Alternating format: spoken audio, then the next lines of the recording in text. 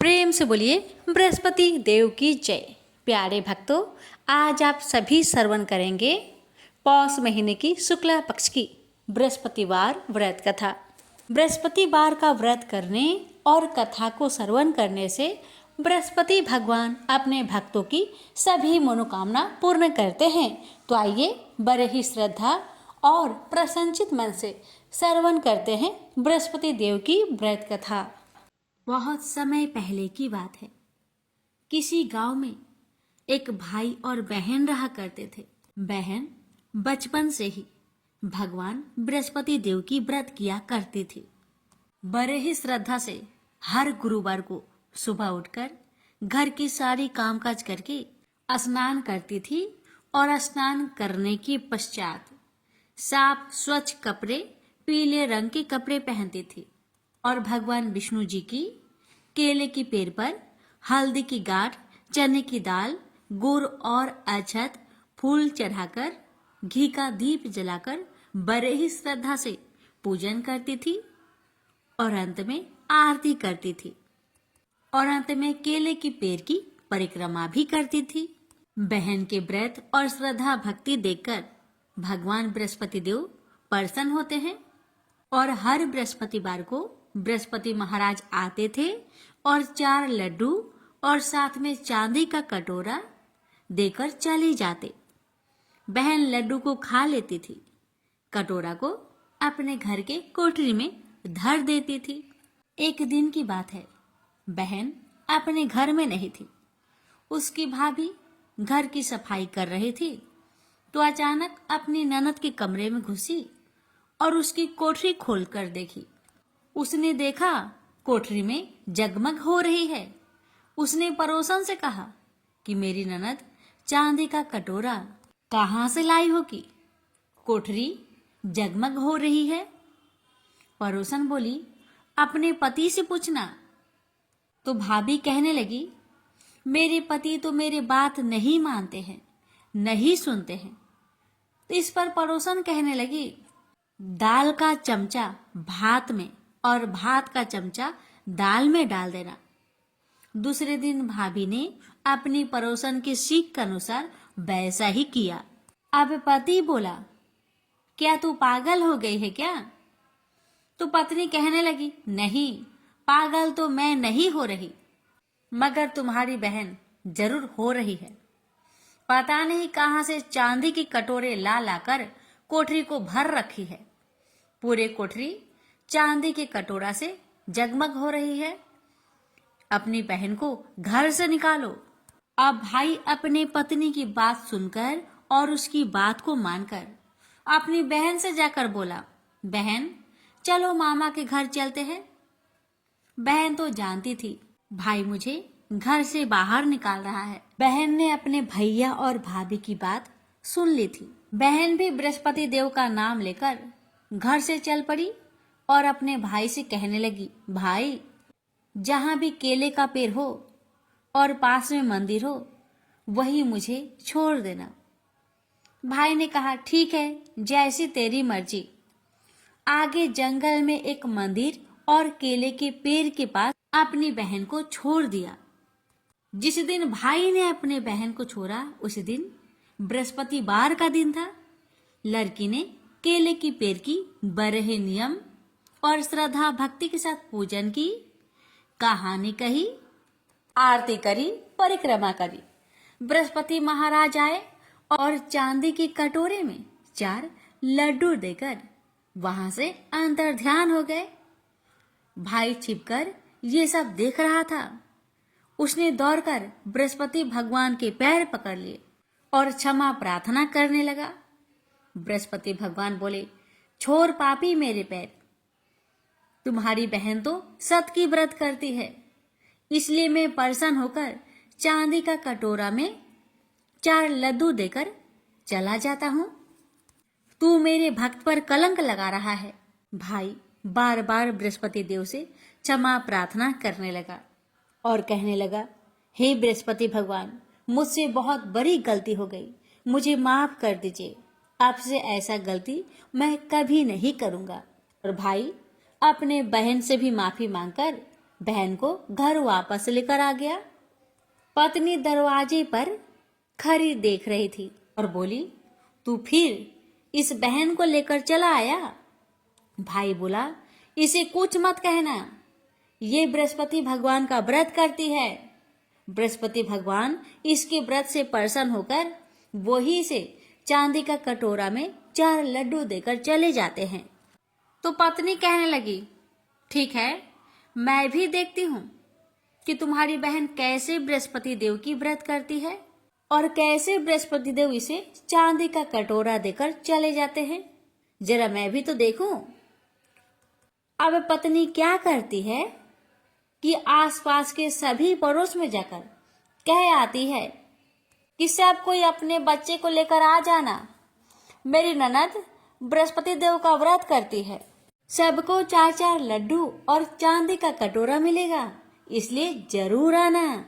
जब बहन को ये बात मालूम पड़ी, बेचारी एक टांग पर खड़ी होकर बोली, हे बृहस्पति महाराज, आप तो अंतर्यामी हैं, आप तो सब जानते हैं, हे भगवान मेरी लाज रखना। ऐसा 3 बार बहन ने कहा। अब तो बृहस्पति भगवान आए और सारे बच्चों को 4-4 लड्डू और चांदी का कटोरा देकर वहां से अंतर्ध्यान हो गए। ये देखकर भाभी की आंखों से आंसू बह पड़ी और भाभी ने भी बृहस्पति भगवान से क्षमा प्रार्थना की। और अब तो हर गुरुवार को ननद भाभी दोनों जन मिलकर बृहस्पति भगवान का व्रत करने लगे। हे बृहस्पति महाराज, जैसे आपने उस लड़की की लाज रखी वैसी सबकी रखना। प्रेम से बोलिए बृहस्पति भगवान की जय। प्राचीन काल की बात है। किसी राज्य में एक बड़ा प्रतापी और दानी राजा राज्य करता था। वह हर गुरुवार को व्रत रखकर दीन दुखियों की मदद करके पुण्य प्राप्त करता था। परंतु ये बात उसकी रानी को अच्छी नहीं लगती थी। वह न तो व्रत करती थी और न ही दान पुण्य में विश्वास रखती थी। इतना ही नहीं, वह राजा को भी ऐसा करने से मना करती थी। एक समय की बात है, राजा शिकार खेलने के लिए वन में गए। घर पर रानी और दासी थी। उसी समय गुरु बृहस्पति देव साधु का रूप धारण कर राजा के दरवाजे पर भिक्षा मांगने आए। साधु ने जब रानी से भिक्षा मांगी तो वह कहने लगी, हे साधु महाराज, मैं इस दान और पुण्य से तंग आ गई हूँ। आप कोई ऐसा उपाय बताएं जिससे कि सारा धन नष्ट हो जाए और मैं आराम से रह सकूं। इतना सुनकर बृहस्पति देव ने कहा, हे देवी, तुम बड़ी विचित्र हो। संतान और धन से कोई दुखी होता है। अगर अधिक धन है तो उसे शुभ कार्यों में लगाओ, कुंवारी कन्याओं का विवाह कराओ, विद्यालय और बाग बगीचे का निर्माण कराओ, जिससे तुम्हारे दोनों लोग सुधरे। परंतु साधु की इन बातों से रानी को खुशी नहीं हुई। उसने कहा कि मुझे ऐसे धन की आवश्यकता नहीं है जिसे मैं दान दूं और जिसे संभालने में मेरा सारा समय नष्ट हो जाए। तब साधु ने कहा, अगर तुम्हारी ऐसी इच्छा है तो मैं जैसा तुम्हें बताता हूँ तुम वैसा ही करना। गुरुवार के दिन तुम घर को गोबर से लिपना, अपने बालों को पीली मिट्टी से धोना, राजा से हजामत बनाने को कहना, भोजन में मांस मदिरा का प्रयोग करना, कपड़े धोबी के यहाँ धुलने देना।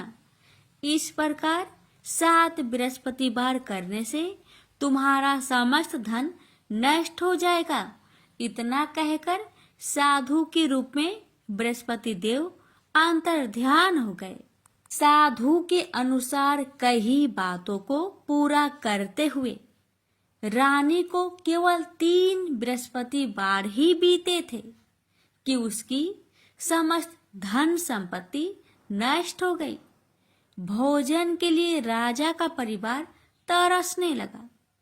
तब एक दिन राजा ने रानी से बोला कि हे रानी, तुम यहीं रहो, मैं दूसरे देश को जाता हूँ, क्योंकि यहाँ पर सभी लोग मुझे जानते हैं, इसलिए मैं कोई छोटा कार्य नहीं कर सकता।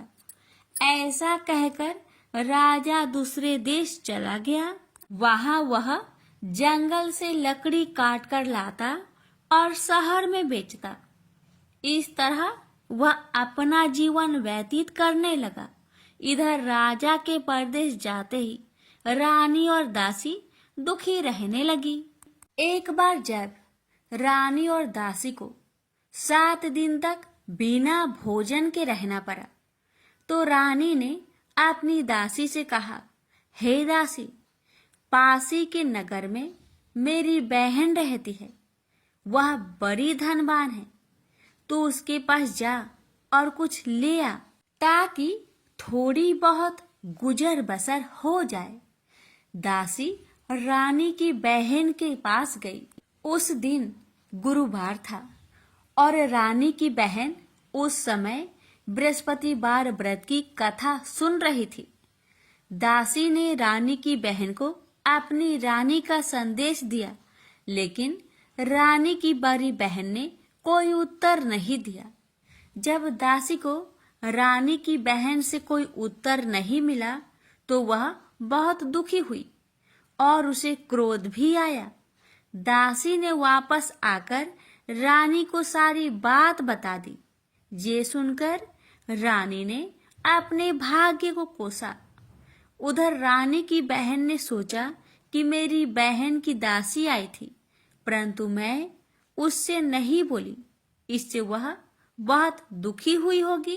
कथा सुनकर और पूजा समाप्त करके वह अपनी बहन के घर आई और कहने लगी, हे बहन, मैं बृहस्पतिवार का व्रत कर रही थी, तुम्हारी दासी मेरे घर आई थी, परंतु जब तक कथा होती है तब तक ना तो उठते हैं और ना ही बोलते हैं, इसलिए मैं नहीं बोली। बताओ दासी, क्यों आई थी? रानी बोली, बहन, तुमसे क्या छिपाऊं, हमारे घर में खाने तक को अनाज नहीं था। ऐसा कहते कहते रानी की आंखें भर आई। उसने दासी समेत पिछले 7 दिनों से भूखे रहने तक की बात अपनी बहन को विस्तार पूर्वक सुना दी। रानी की बहन बोली, देखो बहन, भगवान बृहस्पति देव सबकी मनोकामना को पूर्ण करते हैं। देखो, शायद तुम्हारे घर में अनाज रखा हो। पहले तो रानी को विश्वास नहीं हुआ, पर बहन के आग्रह करने पर उसने अपनी दासी को अंदर भेजा, तो उसे सचमुच अनाज से भरा एक घड़ा मिल गया। यह देखकर दासी को बड़ी हैरानी हुई। दासी रानी से कहने लगी, हे रानी, जब हमको भोजन नहीं मिलता तो हम व्रत ही तो करते हैं, इसलिए क्यों ना इनसे व्रत और कथा की विधि पूछ ली जाए, ताकि हम भी व्रत कर सके। तब रानी ने अपनी बहन से बृहस्पतिवार व्रत के बारे में पूछा।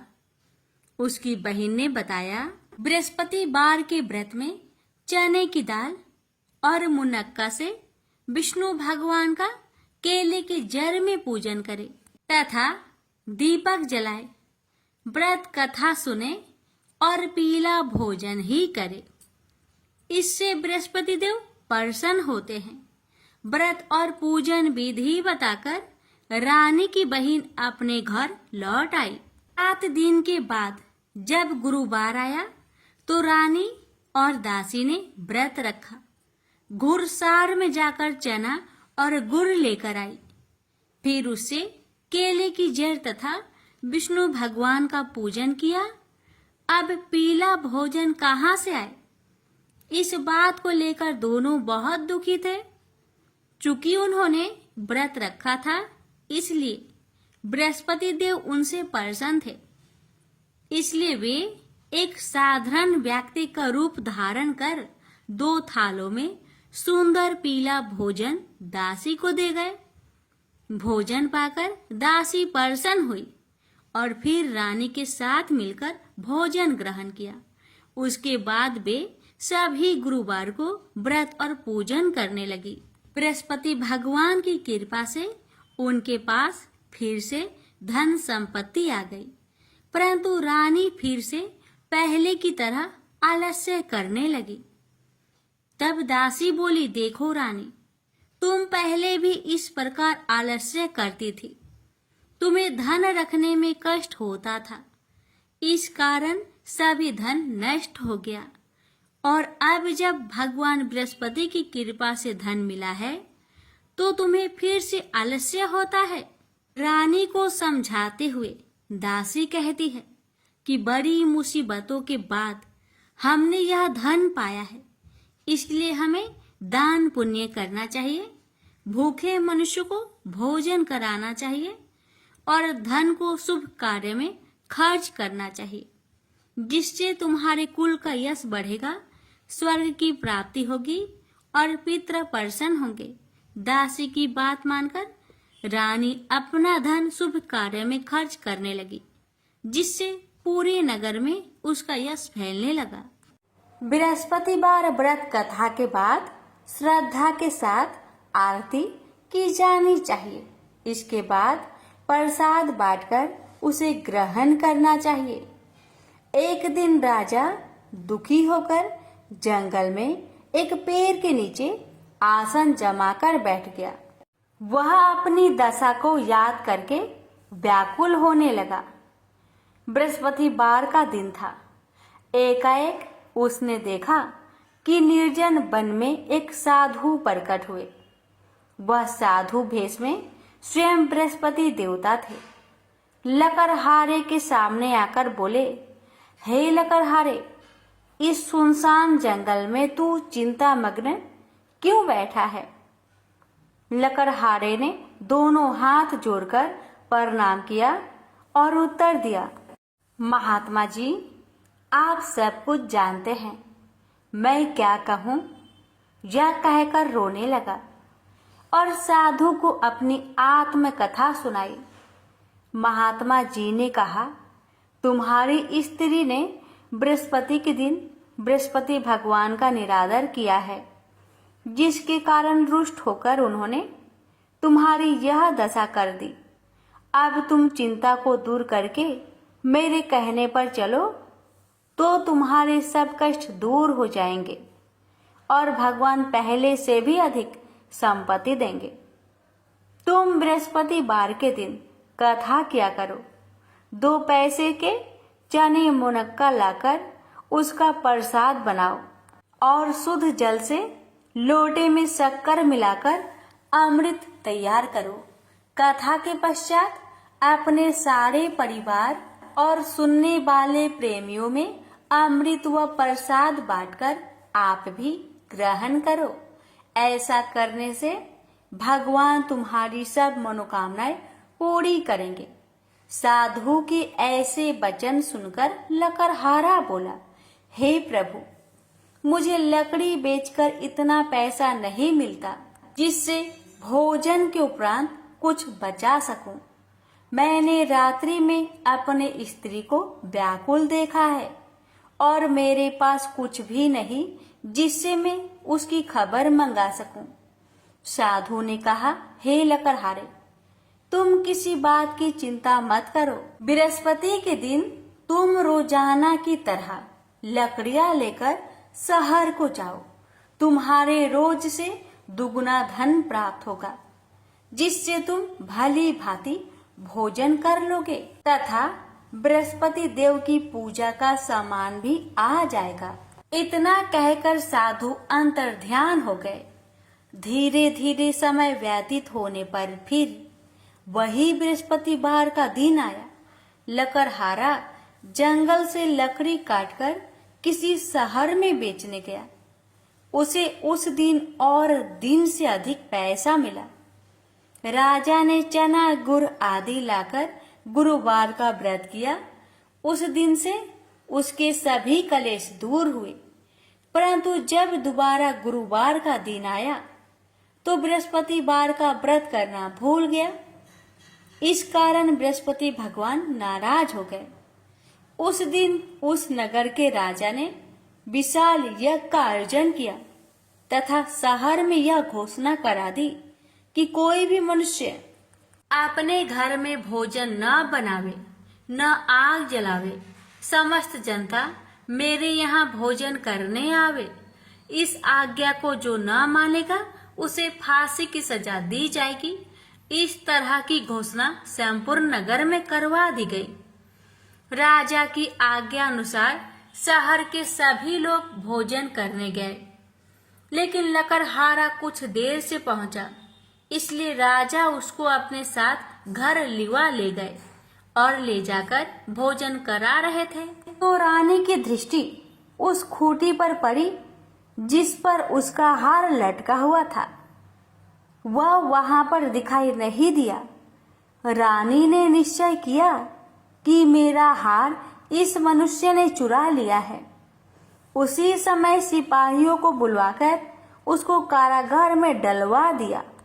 जब लकड़हारा कारागार में पड़ गया और बहुत दुखी होकर विचार करने लगा कि ना जाने कौन से पूर्व जन्म के कर्म से मुझे यह दुख प्राप्त हुआ है, और उसी साधु को याद करने लगा जो कि जंगल में मिला था। उसी समय तत्काल बृहस्पति देव साधु के रूप में प्रकट हुए और उसकी दशा को देखकर कहने लगे, अरे मूर्ख, तूने बृहस्पति देव की कथा नहीं करी, इस कारण तुझे दुख प्राप्त हुआ है। अब चिंता मत कर। बृहस्पतिवार के दिन कारागार के दरवाजे पर 4 पैसे पड़े मिलेंगे। उनसे तू बृहस्पति देव की पूजा करना, तेरे सभी कष्ट दूर हो जाएंगे। बृहस्पति के दिन उसे 4 पैसे मिले। लकड़हारे ने कथा कही। उसे रात्रि को बृहस्पति देव ने उस नगर के राजा को सपने में कहा, हे राजा, तुमने जिस आदमी को कारागार में बंद किया है वह निर्दोष है, वह राजा है, उसे छोड़ देना। रानी का हार उसी खूंटी पर लटका है। अगर तू ऐसा नहीं करेगा तो मैं तेरे राज्य को नष्ट कर दूंगा। इस तरह रात्रि के सपनों को देखकर राजा प्रातः काल उठा और खूंटी पर हार देखकर लकड़हारे को बुलाकर क्षमा मांगी तथा लकड़हारे को योग सुंदर वस्त्र आभूषण देकर विदा कर दिया। बृहस्पति देव की आज्ञा अनुसार लकड़हारा अपने नगर को चल दिया। राजा जब अपने नगर के निकट पहुंचा तो उसे बड़ा आश्चर्य हुआ। नगर में पहले से अधिक बाग, तालाब, कुएं तथा बहुत सी धर्मशाला, मंदिर आदि बन गई है। राजा ने पूछा, यह किसका बाग और धर्मशाला है? तब नगर के सब लोग कहने लगे, यह सब रानी और बांदी की है। तो राजा को आश्चर्य हुआ और गुस्सा भी आया।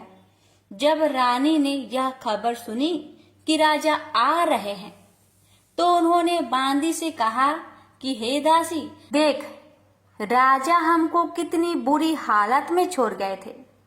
हमारी ऐसी हालत देखकर वह लौट न जाए, इसलिए तू दरवाजे पर खड़ी हो जा। आज्ञा अनुसार दासी दरवाजे पर खड़ी हो गई। राजा आए तो उन्हें अपने साथ लिवा लाई। तब राजा ने क्रोध करके अपनी रानी से पूछा कि यह धन तुम्हें कैसे प्राप्त हुआ?